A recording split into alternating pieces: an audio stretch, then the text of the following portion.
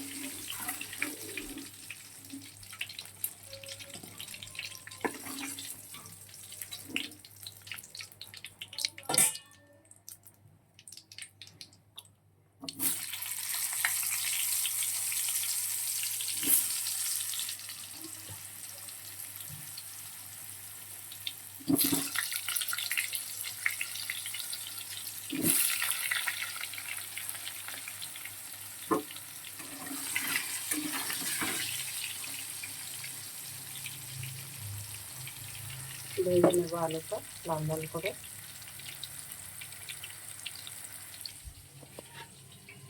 আর এদিকে দেখো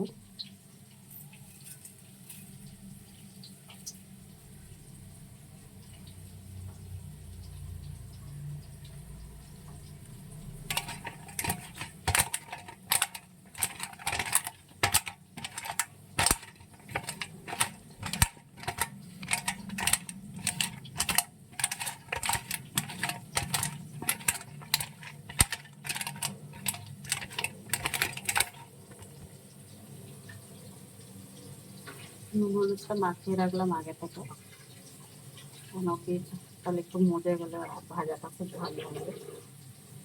আর দেখো সকালে টিফিন কি বানিয়েছে,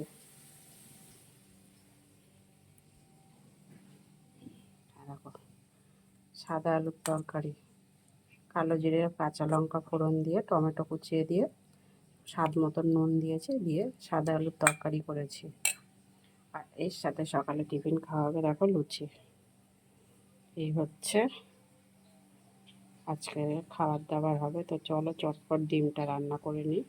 আর ডিমটা আজকে প্রেশার কুকারে দিয়ে রান্না করব, তো চলো চটপট দেখে নাও।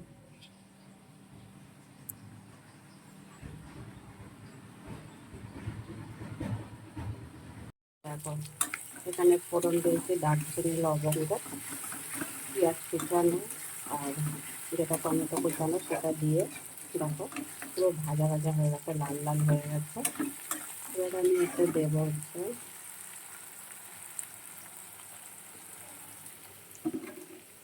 আদা রসুনের পেস্ট, জিরে পেস্ট, তুলে রেখে দিয়েছিলাম জল দিয়ে।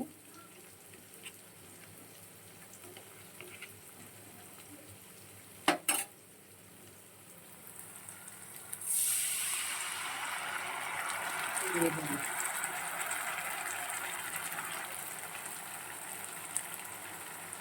দিচ্ছি পরিমাণ মতন,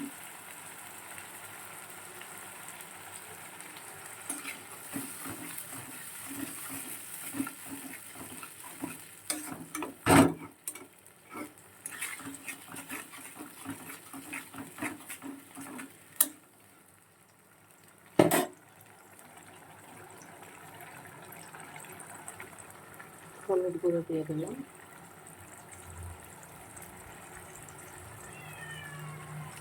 লঙ্কার গুঁড়ো দিয়ে দিলাম,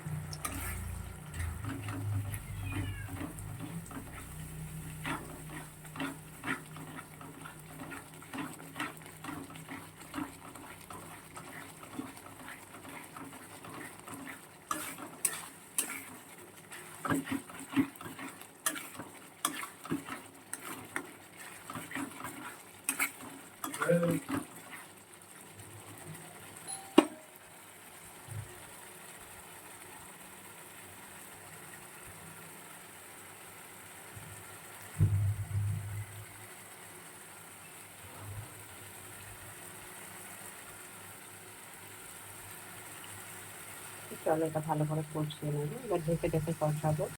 দেখো পেঁয়াজ টমেটোটা খুব ভালো করে লাল লাল করে ভাজা হয়ে যাচ্ছিলো।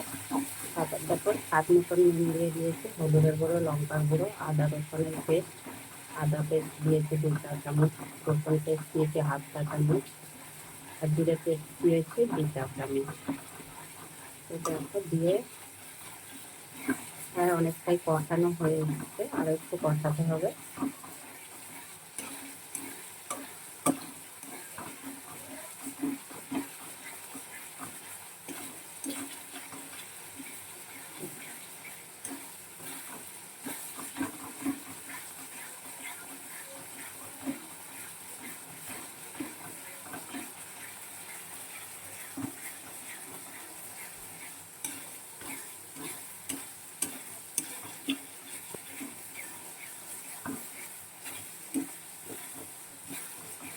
মশলা কষাতে হবে বুঝে শুনে, মশলা তো অবশ্যই ভালো করে কষাতে হয়। আবার দেখবে খুব বেশি কষালে একটা মশলা তিতো ভাব এসে যায়। সেজন্য যতটা পরিমাণে কষানোর দরকার ততটা তো কষাতেই হবে। আর মশলাতে শুধু তেল দিয়ে কষালে হয় না, মশলাতে কষাতে হয় তোমার মাঝে মাঝে একটু জল দিয়ে দিয়েও কষালে মশলাটা খুব ভালো করে কষানো হয়।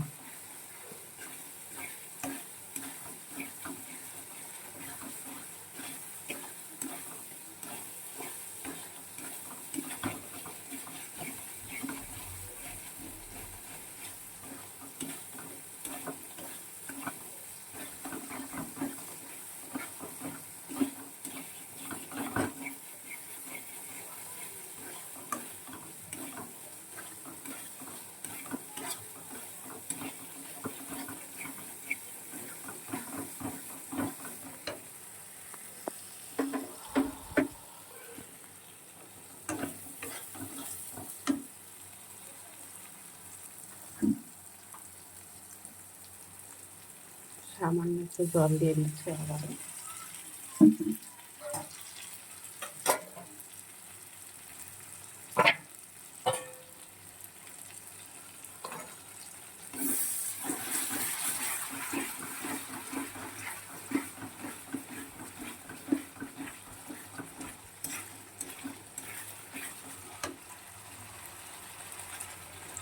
আলুগুলো দিয়ে দিচ্ছি, আলুগুলো দিয়ে আরও 2-3 মিনিট কষাবো, কষিয়ে তারপর তেলগুলো দিয়ে প্রেসার কুকারে দিয়ে দেবো।